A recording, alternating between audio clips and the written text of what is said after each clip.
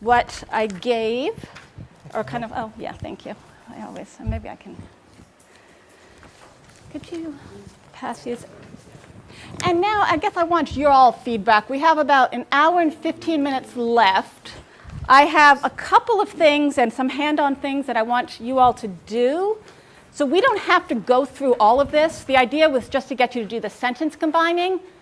But at this point, I guess I'm just asking for feedback from you. How would you want to spend the rest of this time together? Like going through this all as a group, or just kind of highlighting the last bits? Does anyone have? Highlighting? Okay, so let's go ahead and do that. And please, again, I want you leaving here taking something away. And I know I've done a lot of talking. So you just guide me at this phase. So I'm just going to tell you real quick. And the reason why I'm doing this is to show you how I did it, how I've adapted, and this I did a couple years ago with my community college students. I've adapted it since for GED learners, and I'm going to show you how I did that next. But first I just wanted to give you this so that you could just get a sense of what I'm talking about, okay? So again, I would give something like this for them to look at, right, on here. Then a discussion of how it could be a noun, a verb, blah, blah, blah. Sometimes what I started doing, and again, this is as curriculum, as teachers, as curriculum designers, you're changing things up. Is that I wasn't putting the definitions at first.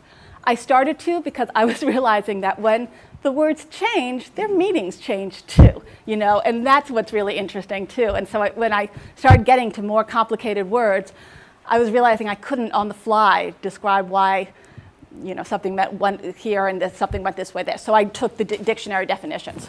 That seemed to work. Again, you figure out what's going to work for you and your students. Okay, so then if we go to page 2, and again, this is just, I mean, it's really just kind of one-on-one, wherever your student is for scaffolding, or for maybe the folks who aren't quite ready to do, you know, who are just starting with the writing.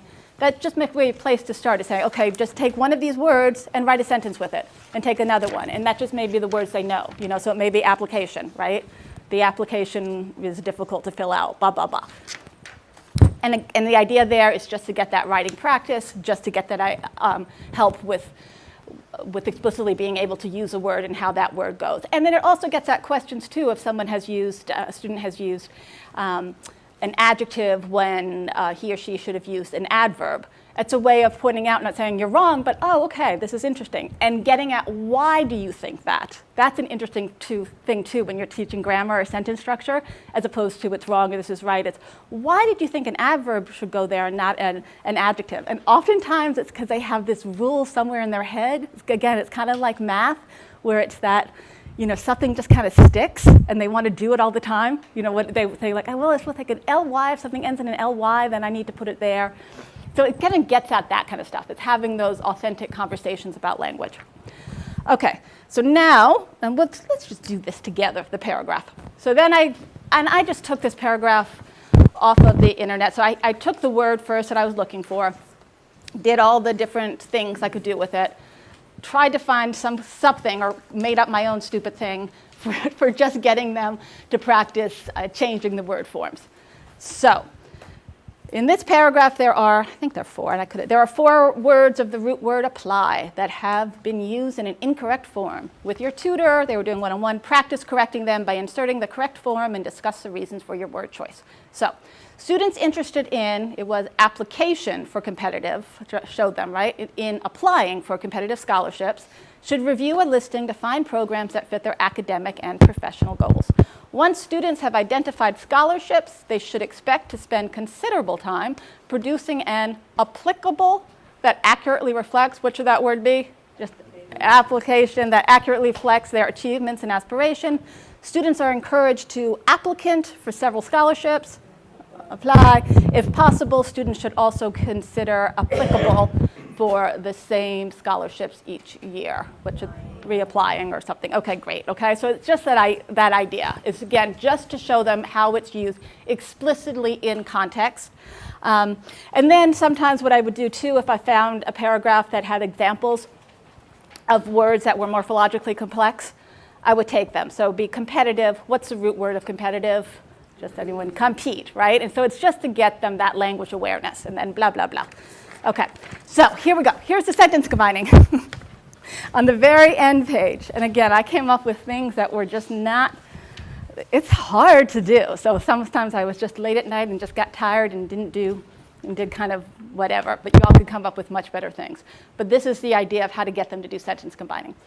So explain. Below are short, choppy sentences. Try to combine them into one sentence by using other forms of apply.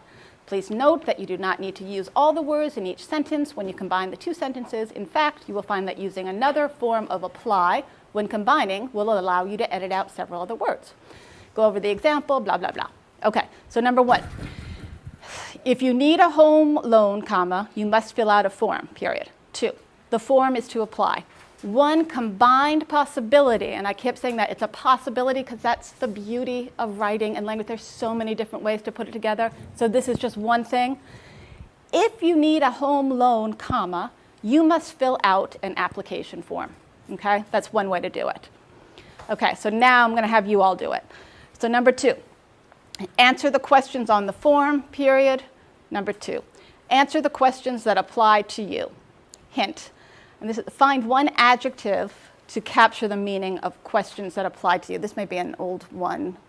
I think it is. Anyway, you know what I mean. I think this was a rough draft or something, but yeah. So how would you combine that? Answer the questions on the form, answer the questions that apply to you. Does anyone have something off the back? Or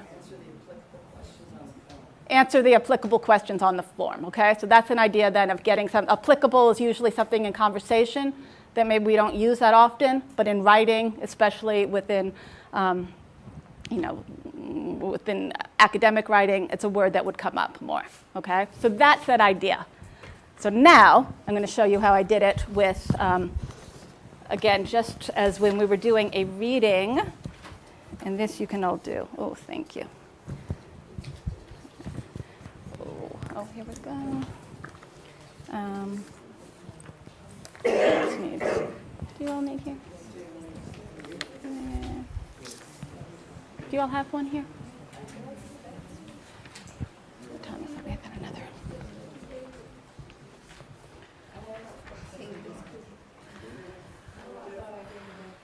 Okay, so everyone has one of these here, academic writing? Okay, so what was I doing here? I think we were doing something about, well, obviously something about the economy and adult literacy programs or something like that. And so I took whatever we were reading, I took 2 words, academy and economy, and I just came up with something just to do at the beginning of the class or during in the middle of it, again, so that we didn't focus that whole lesson on vocabulary and word manipulation, but we had about 10, 15 minutes of how do you apply reading, and then how do you actually apply it within your writing, okay? So this could be an example.